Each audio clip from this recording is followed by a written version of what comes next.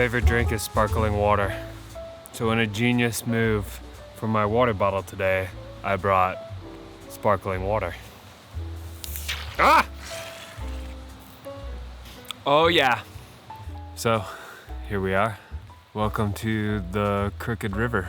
And this is a snowy winter paradise right now. So if you watch my live streams, you'll remember that I was trying to go to Jenny Lake, and that didn't work out for me. Not only do I need to have the right gear for winter backpacking, but my vehicle needs the right gear for winter backpacking if I'm gonna get to any of these trailheads. So I was heading to Jenny Lake, which is roughly 2 hours north of Boise. It's by the town of Idaho City. It's about 17 miles down Forest Road 384 to get to Jenny Lake.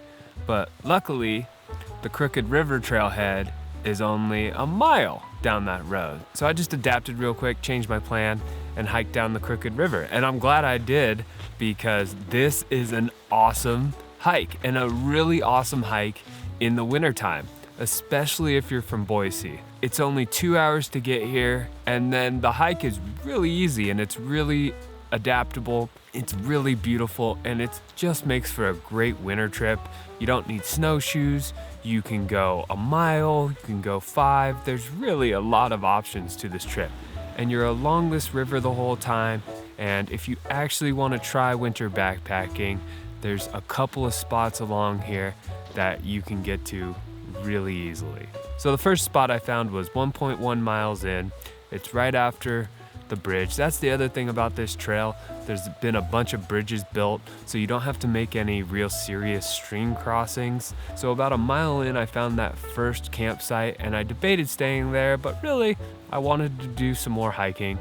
So I am now 3.7 miles into this trail, and I have found my spot. I will leave a link in the description below to Scott Marchant's book, the one I'm using to guide me on this trail. And I will also leave a link to the Forest Service website if you just wanna find out where this is. So if you watched the last video I did with Brett, the introduction to winter backpacking, we took a hot tent. So I'm continuing to learn how to winter backpack. I've already made some changes from that trip to this trip. I have left the stove to the hot tent at home. Wanna know why? Go back and watch that video. Link in the description below, card up here. I am going to now try to survive out here without a hot stove, and I actually think I'll be more comfortable. It's raining right now. Everything is starting to get soaking wet. I better dig out my spot for my teepee and get set up and at least keep my stuff dry.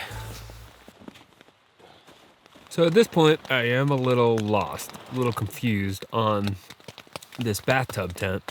It's up, I've got some points secured, but it's like caving in on itself. There's a lot of loops on it. Almost like I should have brought some extra guidelines for it.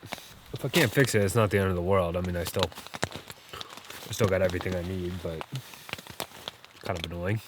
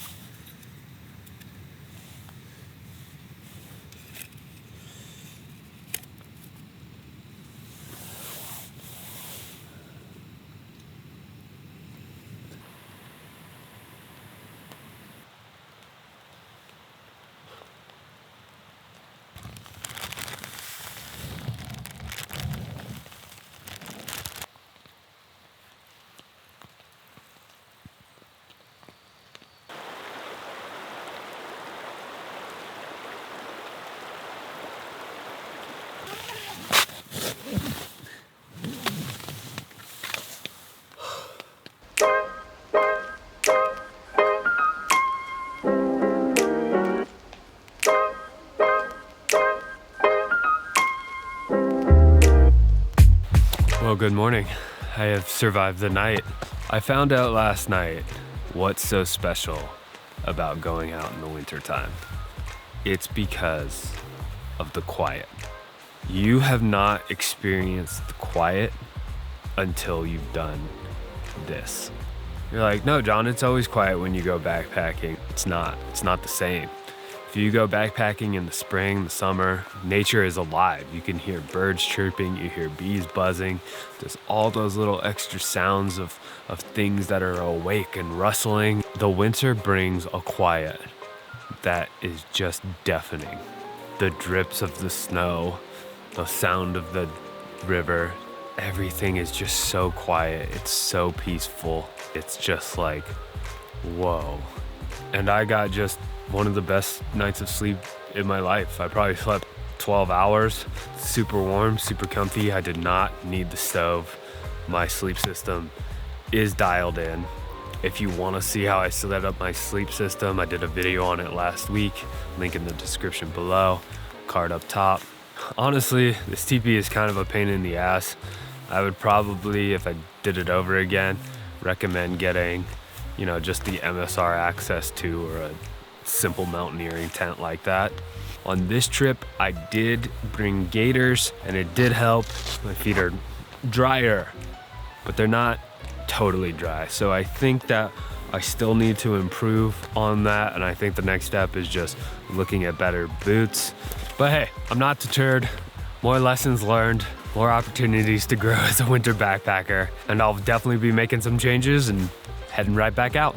I do think I have my sleep system dialed in though, so if you want to check that out, check out this video right here. More hiking videos with this playlist up top. Don't forget to join me for live streams Wednesdays at 7. Thanks for watching. I'll see you next time.